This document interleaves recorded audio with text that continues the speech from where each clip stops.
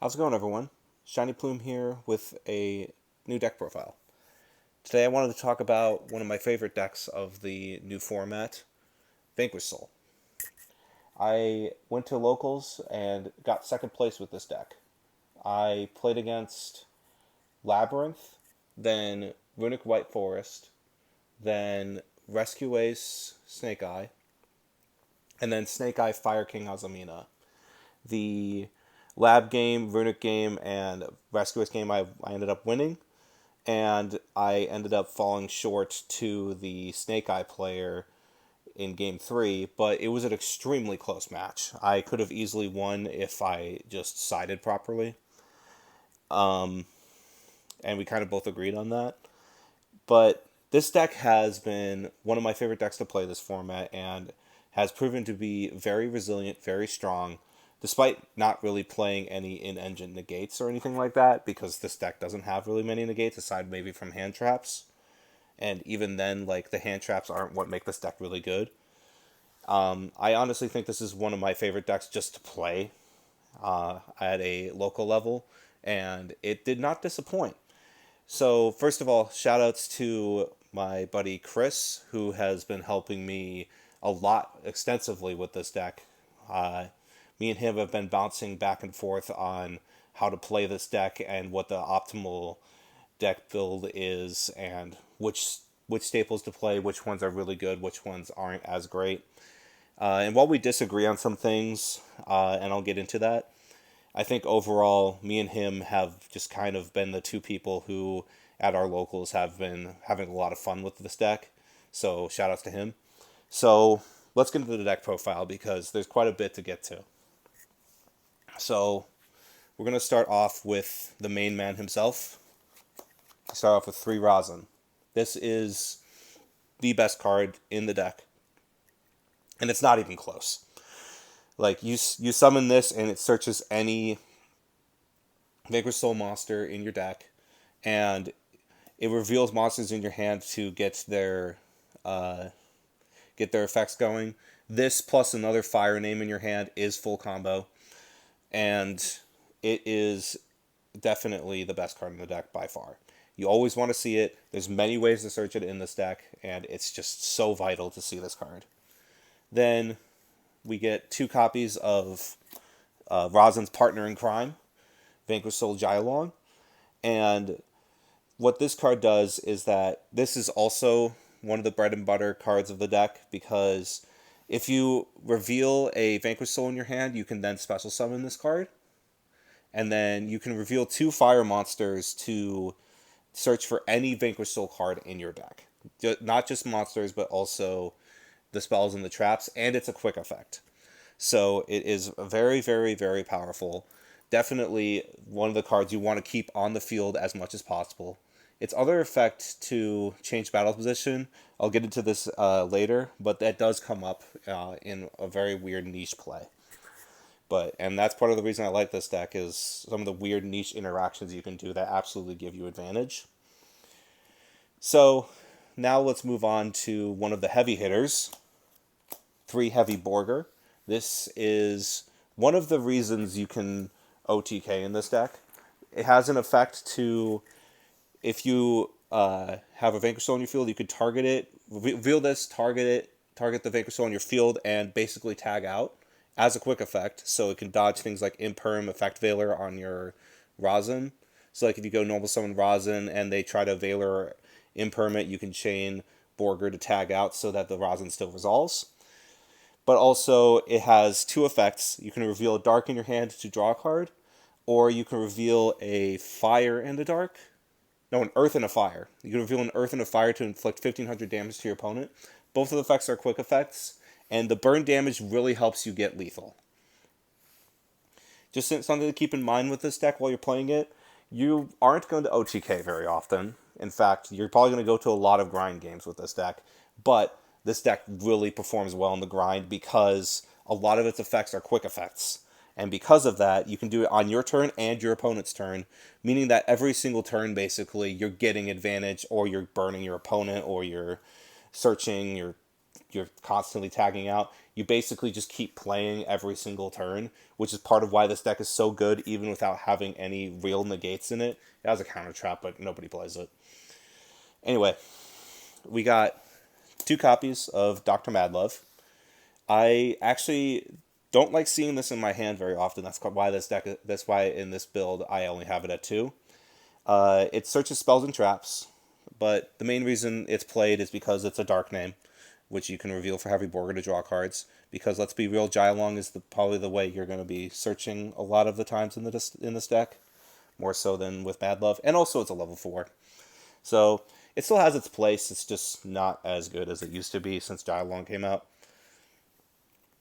Then for the next card, we got 1 copy of What Did You Say? Pantera. And Pantera is honestly doesn't really come up very often. It's mostly here for being the Earth name you can reveal, which is very relevant for the trap card and for Caesar Valius, which we'll get into. But it does come up sometimes. It is a free body because if you have no monsters in your main monster zone, you can just special summon it from your hand. And it's a level 4. And I guess its ability to not be destroyed by battles does come up sometimes in some matchups, like maybe against Tenpai, but it's not as often. Then we got the big boss, Caesar Valius. This one is really fun. I like this card a lot. Much like Borger, it can tag out any of your other Vanquish Souls to summon it, and then you can reveal all 3 attributes to pop a card, or you can feel just an Earth monster to make it unaffected by activate effects for the turn. I think it's a very strong card.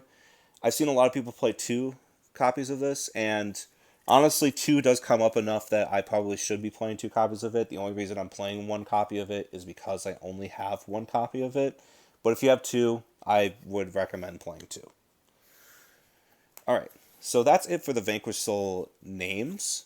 So let's get into the actual, I guess, supporting cast, supporting monsters. And we'll start with the fire monsters. So let's get into it. Let's start with 3 Rescue Ace Impulse. This is honestly one of my favorite engines in the game for this deck. And part of the reason, well, first of all, it's a fire. It's an extra fire name for your Jylongs and your Rosins. But the other reason is if your opponent activates a monster in effect on the field, you can send this card from your hand to the graveyard and special summon Rescue Ace Fire Attacker. And Rescue Ace Fire Attacker, when your opponent searches, you can draw 2 and discard 1. So this package gives you such great hand advantage that it's ridiculous. And also, it's a Fire Warrior, which you can search with things like Reinforcing the Army and Durandal, which we'll get into. Next, we got 3 copies of Ash Blossom.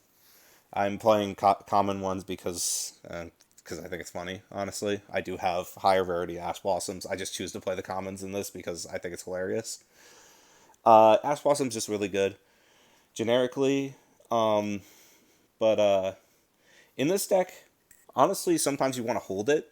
Not because your opponent doesn't play something that's not worth ashing, but because it's a fire name that you want to reveal for Jylong's effect to search. But once you're done searching with that, you can use Ash whenever you feel like it. But another reason that Ash is really good is, funnily enough, because you can reveal it. Revealing an Ash Blossom or hand trap to your opponent actually is surprisingly it's surprisingly interesting, because you'd think that your opponent, knowing that you have an interruption in your hand, like an Ash Blossom or something like that, would be a bad thing, but it actually isn't a bad thing. And it kind of creates this weird psychological warfare where you basically reveal to your opponent that I have a way to stop your combo, but I'm not going to tell you if I'm going to use it or not. So I was playing against a branded player a little bit ago, not this weekend, but a little bit ago, and I revealed Ash Blossom to them. And if you know anything about Ash Blossom against branded, it's really good against their branded fusion. So they were trying to do plays that would bait out Ash Blossom, and they ended up being subpar plays that were just not good, and they ended up losing because they were making just subpar plays over and over again, knowing that I would stop their best play. So it creates a weird but interesting dynamic for sure. Then we got one copy of Castir Riseheart. In the matchup against Snake Eye Fire King, I made the mistake of siding this card out because I thought I wouldn't need a fire name like this, a searchable fire name like this, and that was a big mistake because my hand was like full of Fenrirs, and I really needed a fire name, and the only way to get it was to search with Fenrir, and I sided it out. And it was a game where that actually would have mattered and come up very much so. I probably would have won the game if I just had a fire name in my hand, and I didn't. But anyway, but speaking of which, let's get to the Earth monsters, or I guess in this case, the Earth monster, Castira Fenrir. This card is just so good. Honestly, this card should be banned. I still think it should be banned, but this card is just so good in this deck. Not just because it's one of the best generic cards to play, because you can just special summon if you have no monsters and then search, and it has a really good effect to banish cards. But also, it's an Earth name. It's the best Earth name in the game by far. So, yeah, it's just really good in this deck. We'll get into a couple other Earth names I would play later, but that's what I was playing, at least right now. Next up, we got the Dark names. Right now, I was playing one Magnamut and one Baldrake. Part of the reason I was only playing these two is because I just don't have Juris Worms. I would absolutely play Juris Worm instead of like Baldrake if I had access to Juris Worm, but I do not. But yeah, these cards are really good. Against like Yubel, these cards just really come up against those decks, and at worst they're dark names. But also, Magnamut can search Caesar Valios, so or add it back to hand if it's engraved. So it's really good in that regard as well. And then because I don't have Juris Worms, I ended up playing as my other dark name 3DD Crow, and DD Crow actually really good. Honestly, I think this is an underrated hand trap. DD Crow is so good at banishing your opponent's cards that it's kind of ridiculous. And you might think, oh, well, that's what the Bestials are for. DD Crow comes up in other matchups. Like, for example, when I was playing against Snake Eye Fire King, I would DD Crow their Poplar and they would never get it back. Or like against Rescue Ace, I'd banish their Hydrant with DD Crow. And there's a lot of situations where come up. You can DD Crow the branded player's branded fusion because they oftentimes send it to graveyard and then add it back with their trap card. So when they attempt to do that, just DD Crow it. You can't do that with a Bestial. But yeah, I think this is actually a really good hand trap. I recently went to maining it, and I think that was the best decision for this deck. Now on to the spell cards. We got 3 copies of the best spell card, Stake Your Soul.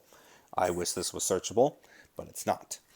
So you can reveal a monster and then summon a Vanquish Soul monster with a different name, but the same attribute as the monster you reveal. So if you reveal a fire monster, you can summon Razin or Jylong. If you reveal a dark, you summon Borger, etc., etc. And yeah, this card is not searchable in this deck, not with Mad Love, not with Jylong, but it's okay. It's still one of the best cards in the deck. Next up is 2 copies of Infinite Mog's Durandal. Shoutouts to all my Marathon Durandal players.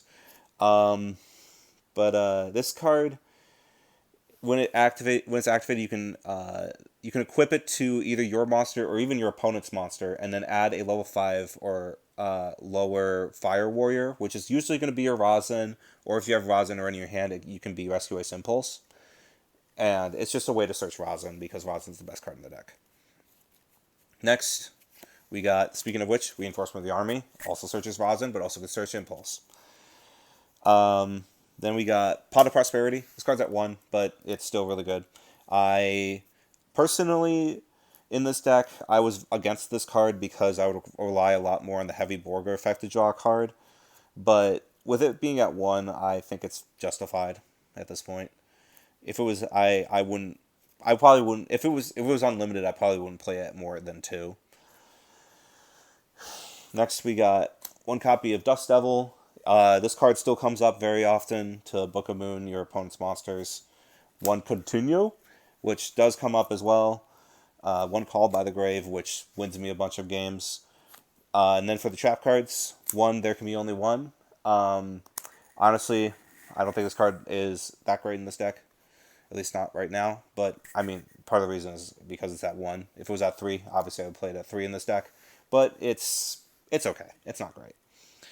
But what the best part of this deck is I'm playing two Snow Devils. Now, a lot of Vanquish Soul players were adamant about playing one Snow Devil, but in this format, you're going to get into a lot more grind games, and honestly, you're going to be Ash Blossomed a lot more, Drolled, whatever, and you want to see this card. This card is one of the best cards in the deck. You want to see it. So playing 2 of it makes it so that you draw it more often, therefore you don't have to search it later. And also, it means that you have a second one for the crackback. And realistically, this plus a heavy Borger, that's already a lot of damage on board, and you're not even attacking them. Like, you can Borger for 15, Snow Devil them for 18, that's already 33. Burn them for another 15, that's 48. Then the second Snow Devil will make them go up to like 66, and then another Borger is just game. Like, you can just burn your opponent without attacking them. It's certainly a thing you can do in this deck. And honestly, it's probably the best way to beat Yubel as well. Because, I mean, Snow Devil destroys monsters, and they don't care if their monsters get destroyed. So, I think that running 2 of this is actually correct at this point. So, that's it for the main deck. So, let's get into the extra deck. We'll start with the most important monster, Rock of the Vanquisher. This is the best monster in the extra deck. It's the one you're going to summon the most. And it is also it's just really good. It can special summon any Vanquish Soul from your hand as a quick effect, or add back one from grave to hand. And if you control Vanquish Soul, your opponent has to attack the monster with the highest attack, or at least the Vanquish Soul monster with the highest attack. And yeah, this is the one you're going to go into most often.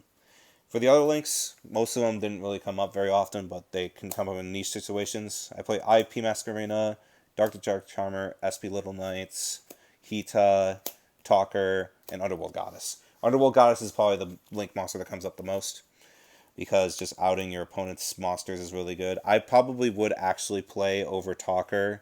I would probably play a Moon of the Closed Heaven to make Underworld Goddess easier. But that's probably in the future. Then we got the XCs. 1 Abyss Dweller, 1 Baguska. These 2 cards are insane, honestly. Like, Baguska is really good against Branded, and Dweller really does a good job turning off a lot of people's graveyards, which actually is relevant this format. Next we got Galgaga Cowboy. Shoutouts to my friend Brandan for constantly reminding me that I should be playing this card. And then we got Blaze. Honestly, this should just be a Typhon. Big Eye, this card is great. And then Zeus. I never really make Zeus, but I think it's still really good to have just as an option to make. So, usually, Rock of the Vanquisher is the only one that really matters. The rest of the extra deck is whatever you want it to be. So that's kind of the cool versatility of this deck, is that you have so much room for extra deck to just play around with. So you can just play whatever the heck you want in the extra deck, and you won't get punished for that. So now onto the side deck. I played 2 Kurikaras. This card's okay. I mean, at worst, it's a fire name that you can just reveal. But at best, like, your opponent activates a lot of monsters. You're like, okay, cool, let's just tribute all of them and summon a big thing. It's okay, but it doesn't come up very often. Next up, 3 Chaos Hunter. I play this because a lot of people that I know play a certain Banish deck. You know what I'm talking about. And this turns it off, It's really good to make it so that your opponent can't banish cards. That's really it. And also, I mean, it turns off your opponent's evenly matched if they're playing it, but honestly, your opponent probably is not going to evenly match you anyway. And also, it's a dark name. Speaking of which, I play 3 Phantasme. Honestly, if I had Bestial Juris Worms, it'd probably be Bestial Juris Worm, but I don't. And Phantasme is okay.